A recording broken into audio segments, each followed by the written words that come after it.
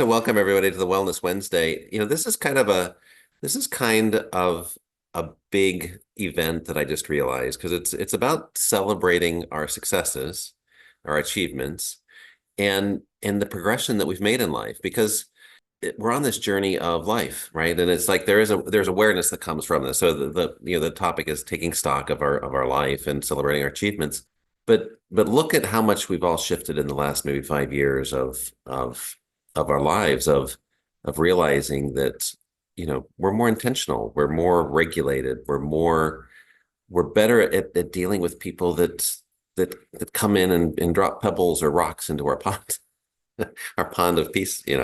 And so you were just kind of explaining this, Paul, of we we can choose the environment that will reset our experience, right? Bring us back into a place of peace. So um, what have you found before we start our event?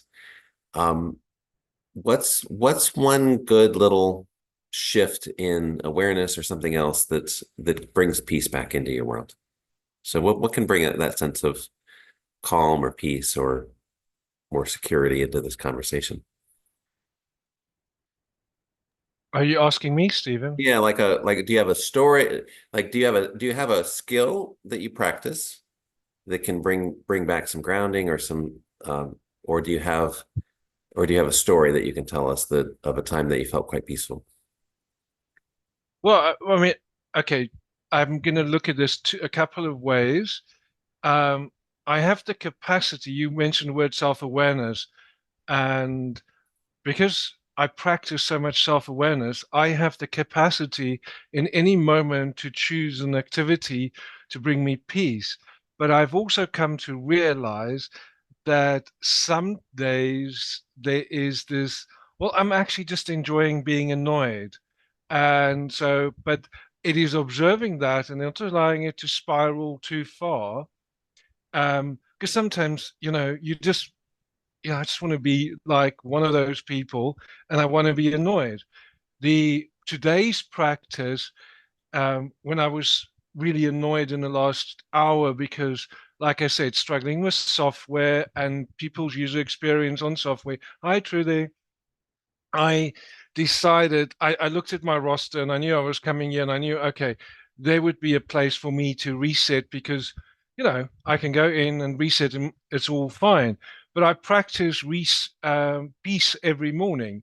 I get up at 6 normally and I do an hour long, I'm going to say coffeetation was having a coffee and meditating at the same time, where I just sit outside and I do a long virtue meditation.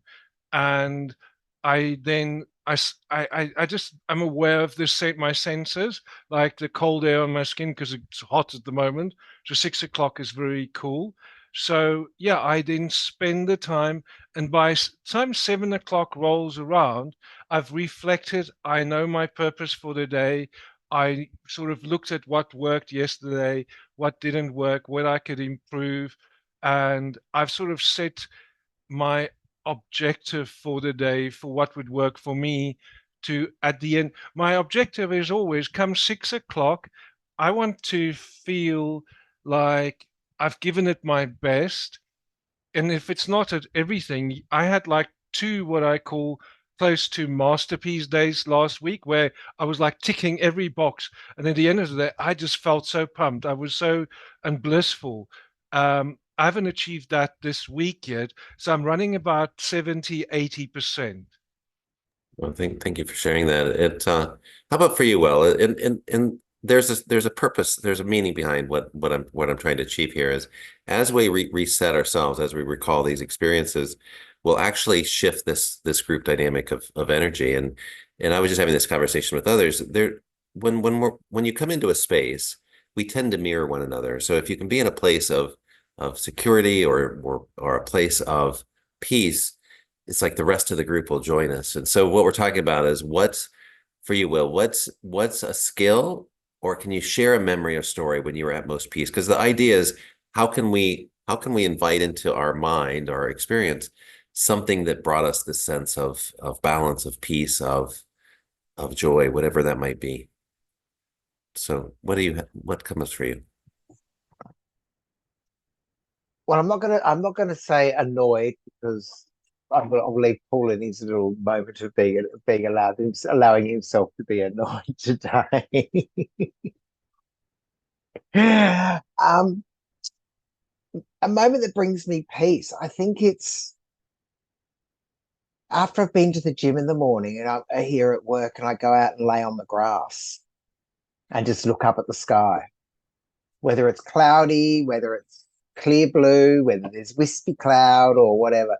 I just lay there and I usually have on the ground on my back, arms outstretched like so, and knees up so my back is flat to the ground, and maybe have usually have some Tibetan sound bowls going. And I just find that the most peaceful moment of my day before I get showered and changed and it becomes hectic.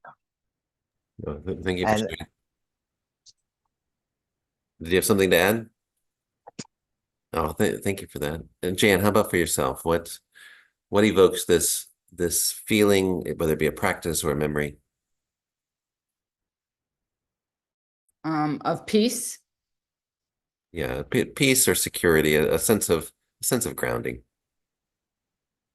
Um, a few different things. So I can say, my schedule has changed of late because it's hot.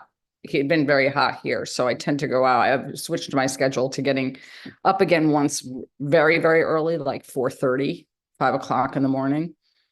And I do a few things and then I get outside. It's my favorite time of day anyway. So I'm outside with Tonka and it's usually quiet and he's happy as can be because it's cool outside and no no phones, so, don't respond to anything. So I'm kind of disconnected and we're just outside and, it's just, and then we come back. And once we get back, and I have to remind you that I have to get him out of bed to go for that walk. Like he's not out of bed yet. So I always have to pause and tell him it's time to go out. So it's actually quite funny. And then I sit for, I don't know how long.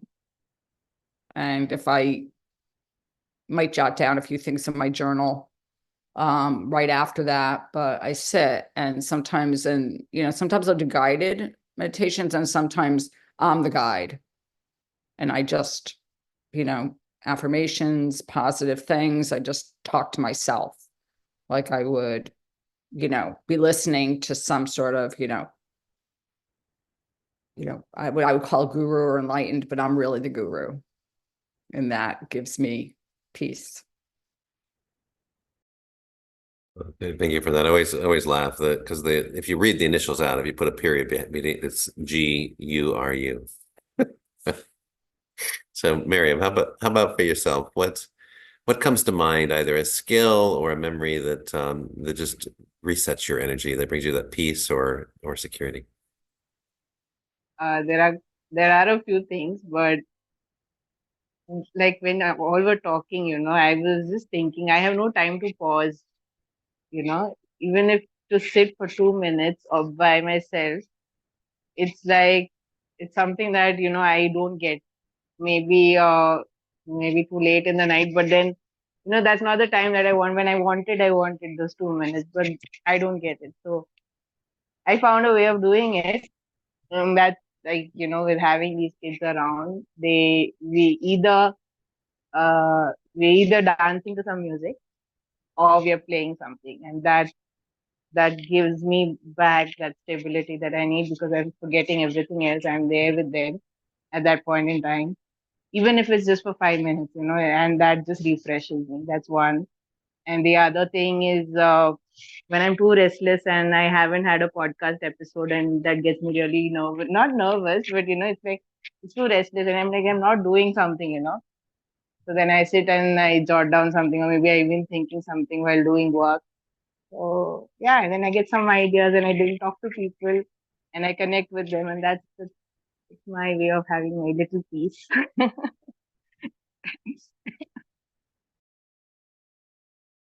Thank you for that. Truda, how about for yourself? What comes to mind, either a skill or a memory that shifts that core energy, whether it be peace or whether it be security, that sense of grounding. It's when I have stepped out of my comfort zone and achieved something that that I dreaded in a way, foresaw the, let's say, worst possible outcome, and then did it anyway and managed. So it's to manage something that is outside of comfort zone. And as for peace, it's with the dog, whether I sort of play with her here or take her for a walk, or because I mean, nature for me gives me peace of mind. Yeah. There's a study that talks about petting your animal, and that's a stress reducer. They actually studied that and they found that it works. It does. How about for you, Matthew? What's a skill that you do, or a memory that you can recall that brings a sense of peace or sense of, that grounded feeling? I hear people talking about peace and finding your own inner peace and all this kind of stuff. And although I agree with it, for me, I don't really see the need, and I'll explain why. I come around to removing toxicity from your life, and generally people are upset because they've been fucked over by somebody along the line, or they've been messed around, or they've been given out to, or somebody's just trying to, make them feel bad, all that kind of shit. So if you just get rid of the toxicity, you won't have to put so much effort in. Like, I've never been stressed out about work, never been worried about work. I mean, I would be under my own stress because I'd have to get the work done, but it wouldn't stress me out. So I only have one thing that stresses me out at the moment, and that's my business partner. And I'm managing that at the moment. And that's in a few different businesses. But other than that, I don't really get stressed out. It doesn't bother me too much. So what's the point? You're only here for once. My sarcasm and my humor will probably get me in trouble, but there was an old comedian that would say that, 1 out of 3 of us is the D to D. And and if you don't have someone that that's that in your group, then you are. And so we're talking about the stressfulness is maybe we're the stressful ones, right? Maybe we're the ones that they're bringing that high energy, high stress into the world. It's all good because it's all a place of growth, but it's just kind of a fun thing to play with. So I agree with you. It's becoming aware. And I just had this conversation with someone, and what came up was this need for significance, right? So it's being aware of what will allow someone else to be significant, because sometimes we can be in such a focused path of either creating a business or a family or whatever that we forget about the others, right? We don't recognize that their need for significance is as important as our need to be in the role that we're in. And if there's a disconnect there, the relationship will eventually fall apart. And it can happen sometimes unexpectedly. And that's usually when people have a reset in their life. So my question for all of you is did you notice a shift in how you feel? I mean, because we're kind of moving through this place of moving from stress and pressure to trying to move into a place of intention. And I find that actually I need a little bit more stress and pressure, because it's like I can be so relaxed that I just don't do a damn thing.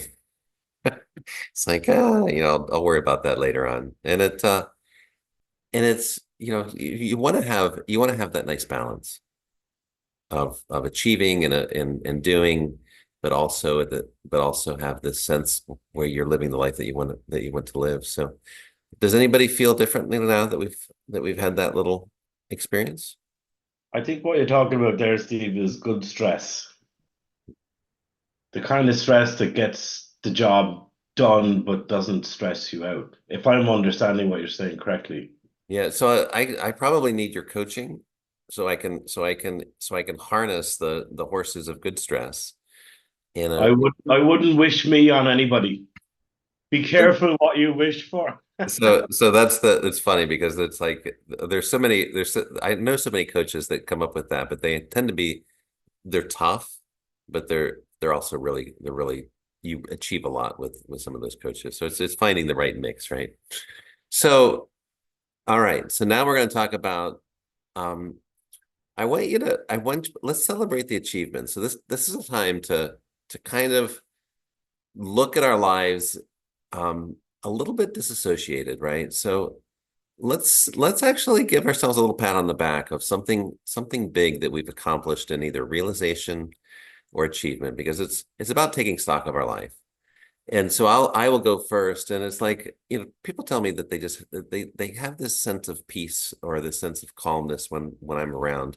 I evoke within other people a feeling of like everything's going to be okay, and that you're good enough as you are, and it's like let's figure out where we want to go and move forward. So it gives people that sense of security. That one of the phrases I hear a lot is you're easy to talk to, and what I found is I've had a shift. I've had the shift of trying to be significant to actually listening to people, being interested in other people, and it's a different dynamic, right? So it's a shift in how we are. So I found that I've gained more wisdom and more awareness in this journey, but part of that is parking the egoic perspective. And the egoic perspective I define as is how we define what we define to be true for our human experience.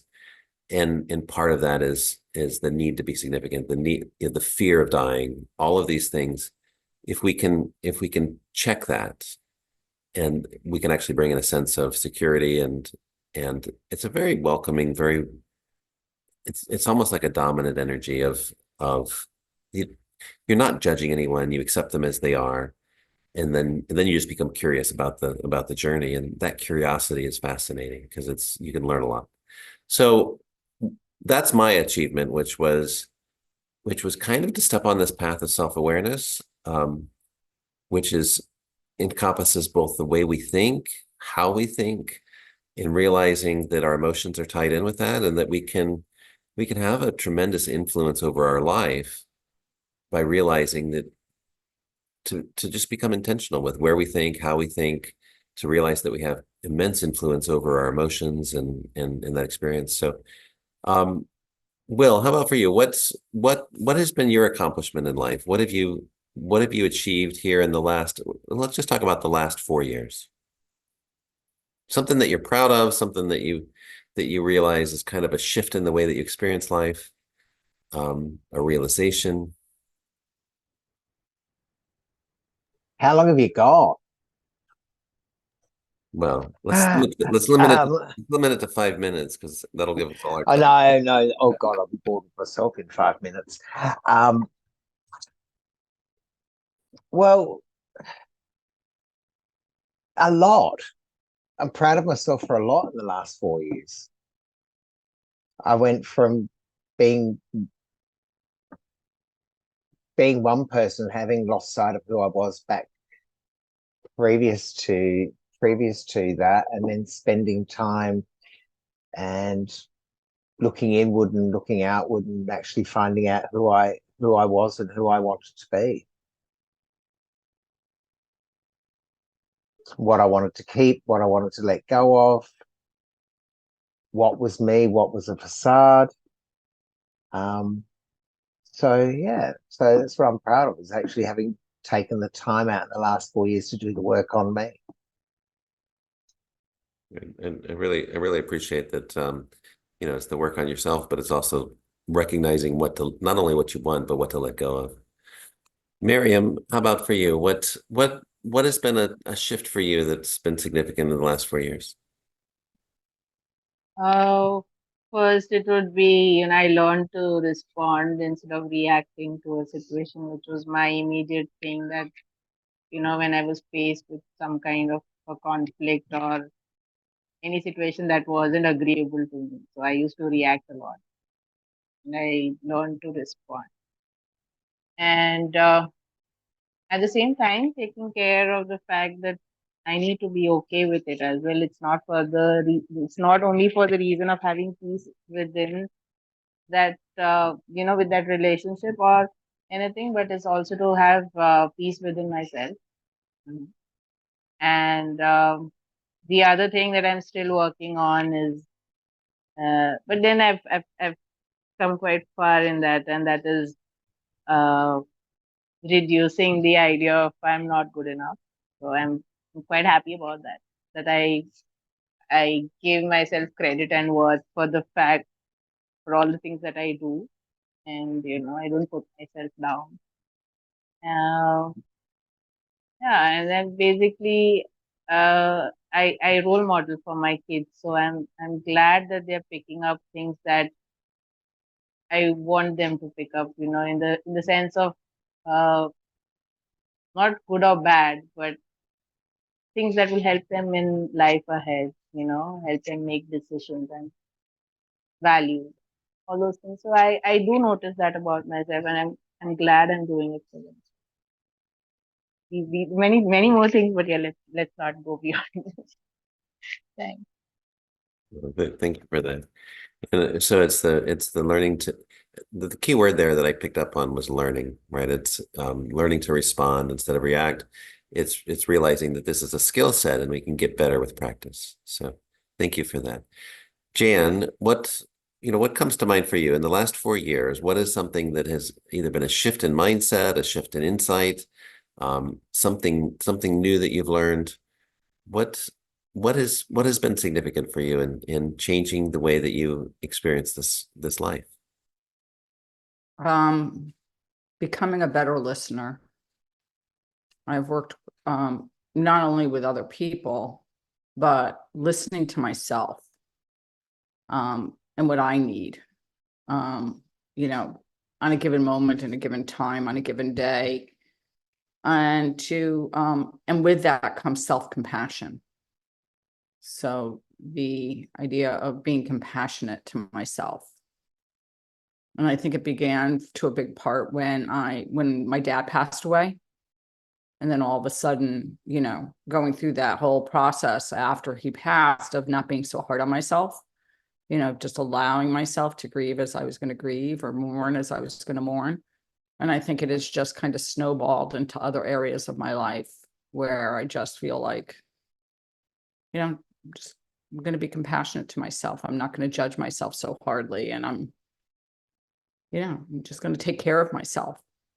And so I think that that's probably my biggest achievement. Oh, but and we hear a lot about that, the self-care, and that is something that you learn to do. Matthew, how about for yourself? What is something that in the last 4 years, what's been a shift or realization? What's something that you're proud of, that's kind of a big thing for you, something that will help with the quality of life or help with this human experience? I guess doing the coaching and mentoring diploma and setting up my own business and my own website and basically just doing everything now on my own. And yeah, that's kind of it. And hopefully I'll be one of the 18% of bloody coaches that actually make it after getting some sort of certification. And yeah, that's it basically. I appreciate that. Paul, how about for yourself? What in the last 4 years, what's been that shift, the aha realization, insight, skill? What have you learned? I just quickly wrote an essay so I can keep track.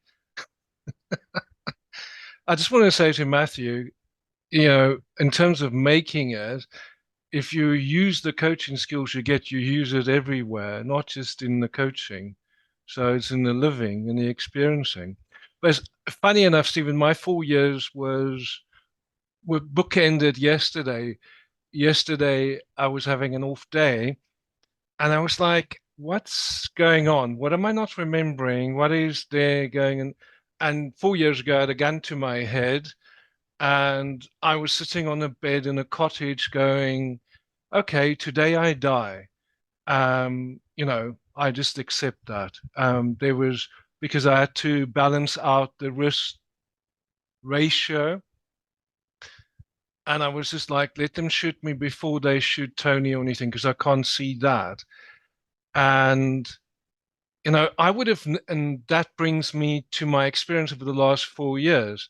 It's like I would have not ever been able to share that on a public forum like this, because I'll share things, but not the things that really move that needle for me. And so, yeah, I've learned that over the last 4 years, is to accept myself enough and my experience enough to be able to share it on this in a space like this, and feel safe and comfortable in a space like this to talk about the tough things in my experiences. Um, so I've learned to accept all parts of me, all parts of my life in the last 4 years. And having moved country, there was starting over, there was this idea that the past is the past and it's all new. But with that newness came the realization that the past is still part of you. We're all those parts. And when I went back and embraced those parts that I was rejecting, um, what I realized is when that they're quite amazing. They're quite amazing. And I mean, I'm just thinking work-wise, just there was a lot of that involved. Um, and I always thought of myself as resilient, and I came across this phrasing anti-fragile, and I was like, yeah, I could never be anti-fragile. I'll bounce back, but you know, anti-fragile is quite something. So I think I've moved the needle to a good space somewhere between being resilient and anti-fragile, and being able to pivot. And it's like this morning, Tony was having an off morning. So having to, okay, that's happening, and I can hold that space, but I can also hold the space for me and the things that I need to do to move things forward on a daily basis. Because that's, like I'm completely the opposite of you. I've got to do stuff for my mental health. Um, Otherwise, because I believe that I do this meditation, and um, I know that my future will be better than my present, because I will do whatever it takes to make it so. And if I'm not doing on the day what I can do to make that happen, then I've disappointed myself, and I've not, then I'm disappointed. And to have the trust in myself that I can do it, it was amazing. And I was talking to somebody else yesterday that I'm helping move that needle. And you can see the shift happens when they can see that. So yeah, that's my 4 years, part of it. Right. Paul, what is anti-fragile? I have never heard of this. Well, it's like what happens happens. You don't let it overwhelm you. You don't contract because of it. You observe life as it's happening and accept it, and go, okay, no, no. So what do I do in this moment to deal with this? Instead of sort of, you don't break, bamboo moves, it's resilient, but you're just like, okay, this is happening right now. And you can switch in the moment. And, like 3 years ago, Tony had a moment. It was touch and go. I was not, and I was resilient. In the moment, I became really fragile, because I was like dealing with this enormous stress. And so, and then, but also having to shift and shift. But now, if something happens with him, I'm like, okay, what do I need to do? What do I have to do in this moment right now? So, I mean, probably not the best definition or explanation of anti-fragile, but look it up. There's books on it, but it's about not bouncing back, just being strong from within at all times. Thank you for sharing that. How about for you, Trude? What from the last 4 years, what realization or what's come to you that's been important as far as how you live life or how you perceive life in a way that it's been quite significant? Okay, so I changed my life about 5 years ago, May, right? So I left my husband and I came here. So there has been a lot of realization and proofs. I proved towards myself that I can trust myself to act in my own best interest without letting all those pesky feelings take over. Because then things go to shit, right? You don't manage anything. And that's been a huge realization. And the thing is that okay, so you realize that, then or let's call it anger and bitterness and revenge. It comes back, but it comes back, let's say, lighter, and it doesn't last for too long. And for me, it's the acceptance that this happens, and it's part of healing. So for me, it's realizing my own strength, trust in myself, acceptance of decisions that are made in life, and that's a big one. And that's a big one because you regret a lot, you have a lot of shame with a lot of stuff, and the acceptance of all that is a huge relief, if you like. So yeah, lots of big changes, huge changes, and it's still going on because it's a different way of life, it's a different way of maneuvering, and yeah, everything's different. No, it's a celebration. It really is, because this life experience can be a little bit of a challenge, but there are skill sets that we're not prepared for. Boundary setting, communication, how the self-perception model, all of that, it changes over time, and if we can find out what works for us, this is what I love about this group, is look at the varied answer, but every answer, like, we hear it and it's like we're saying, yes, that's true for us as well, because it's a core truth of this process of learning to manage, to deal with, and everything else. I think we got everybody, right? Yeah. So go ahead, Paul. Trudy, I just want to say the way you explained that it comes back lighter is phenomenal. It just like very moving, because it's so often we're sort of, we have to get over things and things have to be gone. But like if they pop up again, is there something wrong with us? And you saying it come back lighter is moving. Thank you. So I had a flow and a direction for where we're taking this, but I was carried away by the conversation, and it started to escape me. But it's just really a moment of celebration, right? Because as we're journeying in this life, it's not easy sometimes. Sometimes things come up, and I love what you said. This idea of acceptance, this idea of turning inward for the answer rather than looking externally for it everywhere else.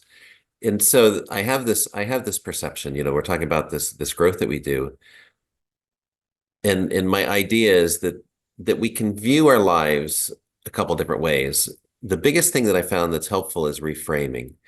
And so the next thing I would like to talk about is what is helpful for you, because we've had these realizations, but it's like, what is a place that we can focus on that is like to shift from that trigger or that personal experience. What can we do that can change that? And so for myself, the one skill that I've turned to that really gives me a better life is reframing things. Like if one of the phrases that one of my instructors says is, it's never too late to have a happy childhood, right? It's like, and that's been kind of a big thing for me because when I scan my life to find out why I had this belief that I put up with very, you know, difficult people. I let people treat me poorly in relationships and in business. And, I just let people walk all over me. And it's like I asked myself the question later on, why did I let this person treat me so poorly for so long and think it was okay? And I realized that I had this underlying belief that it's about being worthy, it's about being lovableness, it's about being good enough. And so I switched that in my mind and I realized that that belief is something. So this idea, when I went and I scanned my life and I said, where did this idea come from that I wasn't good enough? I didn't have a parent that told me that, which thank God for, because my thought was, if I had that story in my mind, I could go to therapy for the next 10 years and talk about how crappy my childhood was.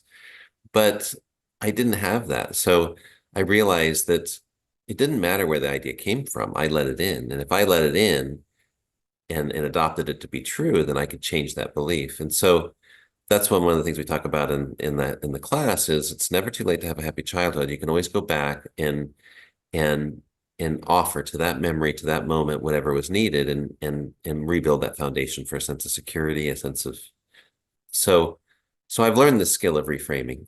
So that's what I want to ask. The question is what skill have you learned, or what do you practice that that allows you to continue in your path of growth, of understanding, of realization? I'm going to reverse it up a little bit. I'll start with you, Trude. I was just writing down my answer to that one. So for me, a huge shift is um, that whatever people throw at you is a reflection of them. Okay, and that is I'm only in control of my reaction, and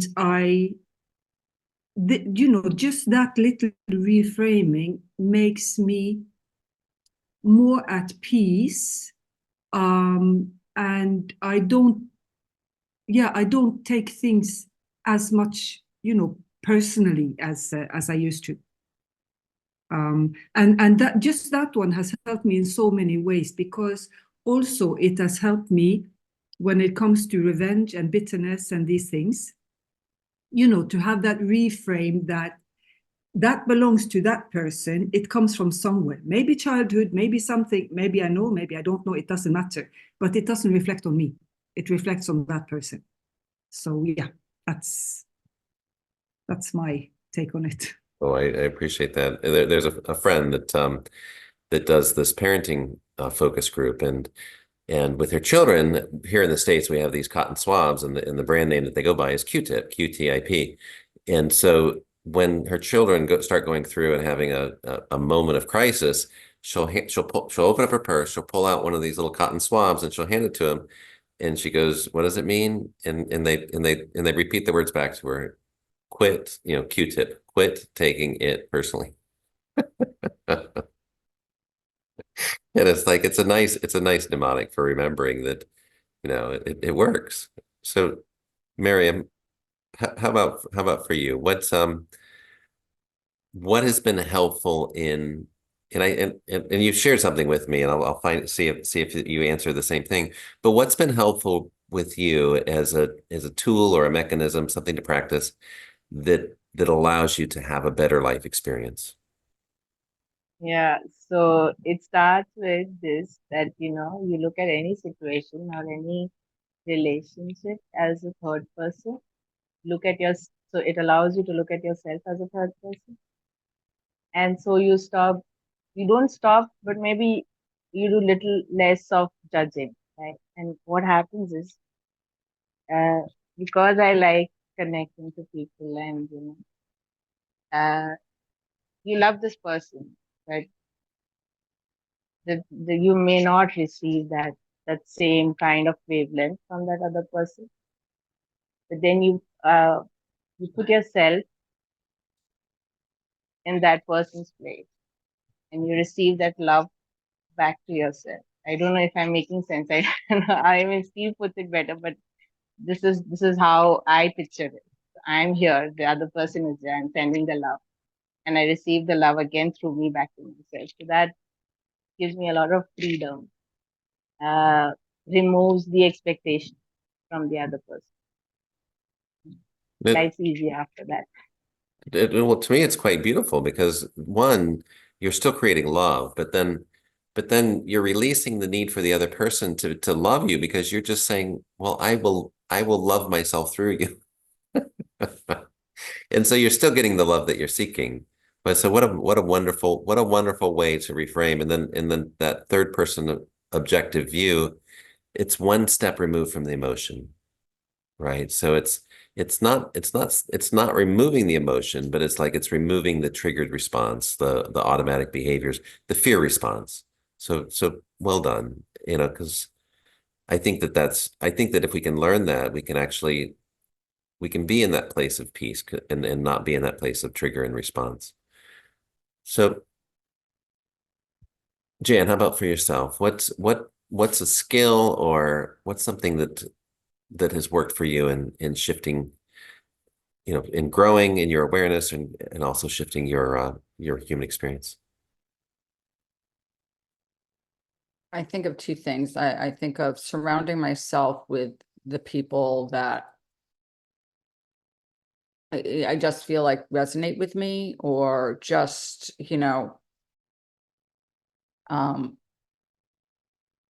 are offering me options that I may not, that I can feel that I can, like, not achieve in a bad set, but I want to embody, I guess is a better word. So community, and choosing the people in that community has been really important. Communities like this and others, where I feel supported and I feel whole, and communities that are genuine and authentic. Because I think out there are a lot of people out there that put on facades and masks, and that's not life enhancing to me, to be around people who can't be honest. So that's one. And then finding a place of stillness is probably the other. Is so, even though I have those communities, is finding that aspect or that part of myself which finds peace and wholeness, and accessing that. So I get it from the outside, and I also get it from the inside. That's amazing. What came to mind is this idea that we reflect and mirror the space that someone's in. And so those that are inauthentic, they might be in a place of stress, or they might be in a place of conflict or judgment. And it doesn't feel good to be invited into that same space of conflict or stress or judgment. It's like when you can find people that allow you to be, that are secure, that are happy with who they are, they can allow you to be happy with who you are. Even if that means that we're happy with just this moment and we're on a progression path of improving, it just means that in this moment we're okay. So thank you. Were you going to add something? I was going to say, they just don't have to necessarily be in a good space, but they're authentic and they're honest, as opposed to pretending.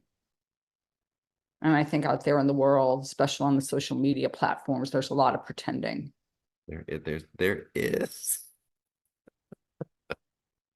My favorite one is, I will get you 1 million YouTube followers, and you go to your YouTube channel and they've got 5. I'm going, well, I got 50.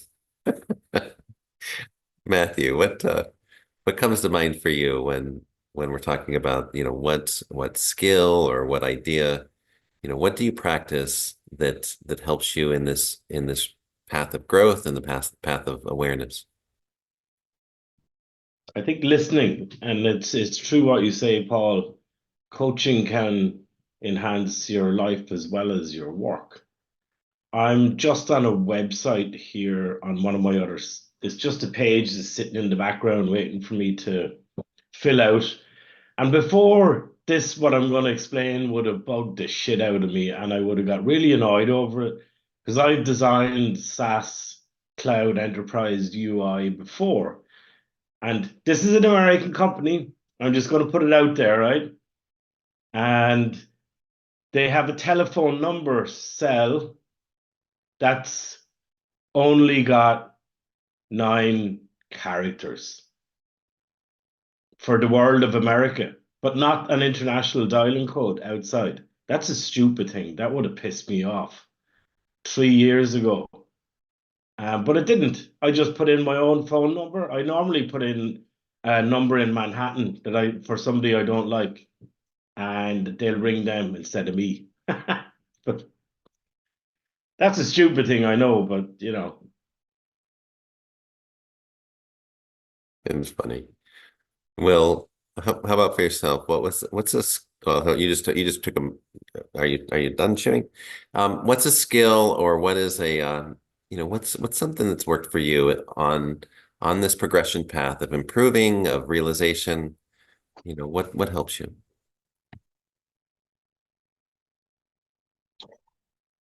I think reflecting back on what I'm hearing so I can see the other perspective so that I become less reactionary to what I may not like, what's being told, said, or I'm seeing.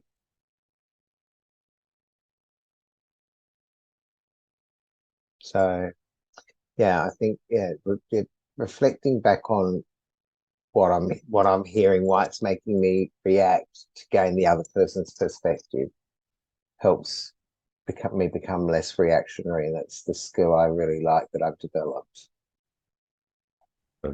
What came to mind when you said that is that if you've ever had the empathic listening training, you simply reflect. So there's 2 parts to it. One, the speaker will speak in shorter sections, right? So you do just one sentence at a time.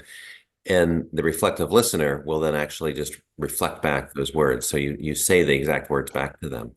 And even if you disagree with what they say, you can say things like, I heard you say this. Or if it's quite offensive, then you could say, I feel uncomfortable with repeating those words back. It triggers a response within me. It's like, but that's a really extreme, rare occurrence because it's not about the listener, it's about the speaker and about allowing them to be heard. And it's a very powerful communication technique because it's like just by simply reflecting back the words, people feel better. They feel validated, they feel heard, and it shifts that. So excellent, my friend. I did that. I was in a situation, I think about 2 or 3 months ago, and I was being shouted at and insulted and all sorts of shite thrown at me. And I just said, I'm not going to let it faze me. Just talked away for, I don't know, about 5 minutes. And I just said, good luck. And I left. And I knew that they were starting to realize that their shouting and screaming and all the other shit that they were getting on with was absolutely doing no good. And things changed a little bit after that, but it could have been handled a lot differently. And it could have like escalated really, really high if I would have came down to the level that they were at. And that's something as well that wouldn't have been me. That would have been Matt the mentor, not Matt the coach, or Matt the bollocks, whatever way you want to say it. Like, but I just said I'd put that in there before we finish up. Right. And what's amazing about that is it's the realization that then you have to sort out the consequences, right? So you can join them in that energy, but now you got to deal with all the crap that's come up. So, Paul, how about for yourself? What skill or what idea, what helps you in this growth journey, in this, managing life? Sometimes memes on Facebook, like the one I'm going to share with Matthew, that person who was swearing at you and doing all those nasty things. I hope you told them, may the rest of your week be as charming as you are. I Pick love your that. pick your battles, my friend. Yeah, it's so funny. You were talking about a user experience on that website, and that's the reason I was telling Stephen about when I got on, because I wanted to log into this AI software I got, but I don't have a bloody login button. You have to first click on doing something, then it logs you in. So that was confusing. So what have I learned? Gratitude. I think for me, the big thing always comes back to just being grateful for everything, being grateful for waking up, grateful to have what I have, um, grateful to breathe another day, grateful to just be here. I mean, I can bliss out on gratitude a lot, and I can get very emotional about it. So, this is draw it back in, but yeah, just grateful for having lived another 4 days after having a gun to my head, 4 years, just all those things. And the other thing is accepting of myself at my worst, because myself at my worst can be can be quite nasty. And it's not like I'm giving myself excuse to be nasty, but I can sometimes hold up a very acute mirror to people. And if somebody wants to take me on, I've learned to not always go for it, but I'm very happy to take things on. And now I don't do that so much, but I have sort of developed certain things I do that I'm working on, but I don't get into the toxic shame and guilt of it. I have this friend, she goes, like, if it happens as a party, it's nothing you feel guilty about. And she's always been like that. And I've always struggled with that because she and I together are like beyond. So, but yeah, I've accepted that who I am and what I am, and I really just refuse. It's actually like, no, I'm not going there. I'm not doing all the guilt. I'm not doing all that. I'll do better next time, and I do most of the time. No, thank you for sharing that. Can everybody smile? We'll do a quick picture. So on the count of three, 1, 2. All right, I think I have it. Yes. So, does anybody need to leave before we do our takeaways? So, Paul, what's your takeaway for today? There's that Trudeau's one. They come back lighter. These things and these experiences, they don't disappear, but they come back lighter. I like that. Thank you. Thanks, Trudeau. And Will, how about for yourself? What's your takeaway from today? I think it's something Paul said. The past is the past. It just comes back less stressful, or something along those lines. Or Paul's disappeared off screen. Yeah. So you mentioned I didn't have a chance to add. The past is the past. It comes back in a different way, or it comes back less stressful. But yeah, the past will always come back. What was it, Paul? Do you remember? Sorry, well, I had to just run to the door quickly. What did you ask me? Oh, did your What? delivery turn? Did your delivery My turn up? delivery came. I've got Yay! dribbles I and said, English magazines and biltong and Cape I, Malay curry spices. Oh, I'm a I, happy man. I said you said something. It was what was the saying you said? The past is the past. It just comes back That's what different. Trudy was saying. The things happen in the past, and we sometimes think we have to just get over it. People want us to get over it, but those emotions come back lighter, and it doesn't mean that we're damaged. It just means that they're there, Yeah, and yeah.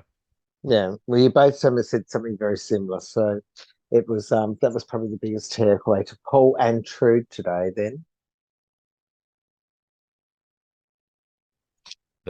Uh, Trina, for yourself, what was your takeaway from today? And I love this thread of this conversation, because as we re-experience, we actually that attachment to the other people lessens, and it lessens, and it's lessons, and it's so we could go in the other direction where it gets more, but it's better to be in a direction that's in alignment with what you want.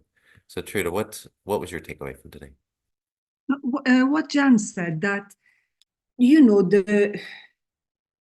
your inner self reflects your outer self and what you surround yourself with, that there is a very, very strong correlation to those two, so that you create sort of a wholesome existence, if you like. So I thought that was a good one. I really like how what we're sharing is resonating with one another. It's really powerful. So following the thread, Jan, what was your takeaway from today? I liked what you said, Stephen, about reframing. Just sort of,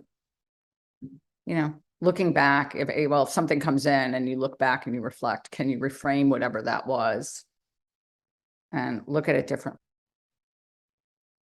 I like that.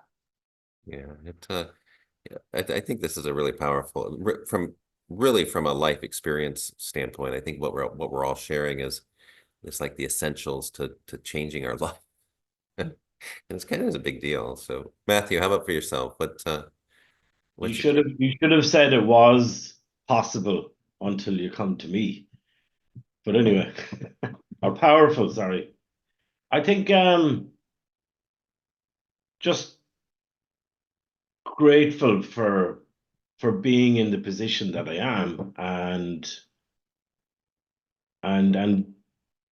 just being able to live my life, and I've no worries, I've no debt, anything, and I can come back from a walk in the woods and get a WhatsApp message from you and jump on this thing. So how bad can life be? Well, the idea is that life can get bad if we think it's bad.